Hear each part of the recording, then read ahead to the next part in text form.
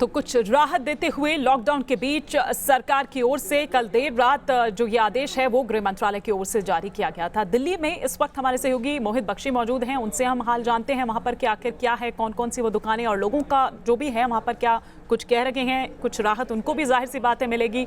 लखनऊ में अनिल यादव हमारे साथ हैं, उनसे भी हम बात करेंगे, इस पर विस्तार से जानकारी लेंगे। लेकिन सबसे पहले मोहित बख्शी का हम रुख करते हैं। मोहित बख्शी, थोड़ी राहत यहाँ पर मिलती हुई लॉकडाउन के बीच, जाहिर सी बात है दुकानदारों के लिए तो एक बहुत बड़ी राहत है क्योंकि जिस तरह का उनको नुकसान हो रहा था, लेकिन साथ ही ये ख्याल रखने वाली चीज भी है कि ऐसा ना हो कि मजमा यहाँ पर जुटने लग जाए और सैर सपाटे के लिए लोग यहाँ पर निकलने लग जाए या फिर ये देखने के लिए लग जाए, भीड़ मच जाए। मतलब ये नहीं है कि संक्रमण फैलाने की आपको छूट दी जा रही है, ये भी ध्यान रखना होगा। जी बिल्कुल, मैं आपको बता दूं कि एक बड़ी खबर ये है कि दिल्ली के लिहाज से अगर हम बात करें तो दिल्ली के लिहाज से इतनी ज़्यादा छूट मिलती हुई दिख नहीं रही है। दिल्ली के 11 डिस्ट्रिक्ट हैं और तमाम जो 11 डिस्ट्रिक्ट्स हैं वो इस वक्त इस कोरोना वायरस की जद में है। यानी हर डिस्ट्रिक्ट्स में कुछ ना कुछ ऐसी क्षेत्र हैं, कोई ना कोई ऐसा क्षेत्र है जहां पर हॉटस्पॉट बना हुआ है। 92 ये संख्या है हॉटस्पॉट्स की जो पूरे इन डिस्ट्रिक्ट्स में है। आप अंदाज़ा लगा सकते हैं कि इस वक्त कोरोना की स्थिति क्या है दिल्ली में। जरूर मरीज ठीक होके जा रहे हैं, लेकिन कोरोना के मरीजों की संख्या इतनी ज्यादा है और संक्रमण खतरा इतना ज्यादा है कि दिल्ली में ये छूट पूरी तरीके से लागू हो सके ये कमोबेश स्थिति नजर नहीं आ रही है। यानी दिल्ली के लिए अभी कुछ और इंतजार करना होगा।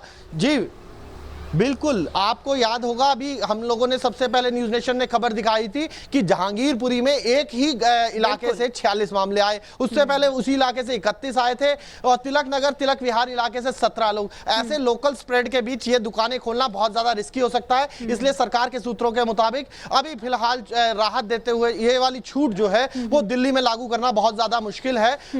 जो मास्टर प्लान है वो तैयार किया जा रहा है कि कब आगे स्थिति का जायजा लगेगा, क्योंकि प्रधानमंत्री से जो सोमवार को बातचीत होनी है जो मुख्यमंत्री की वो भी अहम रहने वाली है। ऐसे में अभी फिलहाल राहत मिलती हुई दिल्ली को तो नहीं दिख रही है। बिल्कुल, दिल्ली को तो नहीं दिख रही है और ये साफ तो पहले खुद मुख्यमंत्री अरविंद केजरीवाल कर ही चुके थे, क्योंकि उन्होंने कहा कि 11 के 11 जिले जो हैं वो संक्रमित है, कोई ना कोई तो वहां पर से है ही और पूरा ही हॉटस्पॉट ये है, रेड जोन इसको घोषित कर दिया गया था। तो ऐसे में दिल्ली में तो ये नहीं है, लेकिन लखनऊ की क्या स्थिति है जरा अनिल यादव से समझने की कोशिश करते हैं। अनिल, बिल्कुल, देखिए यूपी सरकार पहले ही कह चुकी जहां भी 10 से ज़्यादा केस हैं वहां पर लॉकडाउन में कोई विशेष छूट नहीं मिलने वाली। हालांकि अब केंद्र सरकार की नई गाइडलाइंस आई है, इस पर यूपी सरकार को कोई रिएक्शन नहीं आया। लेकिन अगर हम आज लखनऊ में बात करें तो रमजान का पहला दिन है और इस वक्त हम अकबरी गेट पे हैं जो कि पुराने लखनऊ में पड़ता है और पुराने लखनऊ में लाखों की आबादी मुस्लिम समुदाय की, लेकिन यहाँ पर लॉकडाउन का पालन पूरी तरीके से किया जा रहा है। लास्ट ईयर में देखा था यहाँ पर सैकड़ों दुकानें लगी थी, हजारों की तादाद में लोग खरीदारी करने के लिए उमड़ते थे। लेकिन आज देखिए रमजान का दिन है, उसके बावजूद पूरी सड़कें सन्नाटे में डूबी हुई हैं, सुरक्षा कर्मी बैठे हुए हैं, लोग अपने घरों में। तो लखनऊ के लोगों को आप धन्यवाद दे सकते हैं, उनकी तारीफ कर सकते हैं कि वो लॉकडाउन का पालन कर रहे हैं। अपने रमजान का महीना होने के बावजूद पुराने लखनऊ में भी भीड़ नजर नहीं आ रही है, तो ये तस्वीरें काफी सुकून देने वाली हैं। ठीक है, फिलहाल शुक्रिया अनिल यादव आपका भी और मोहित बख्शी आपका भी।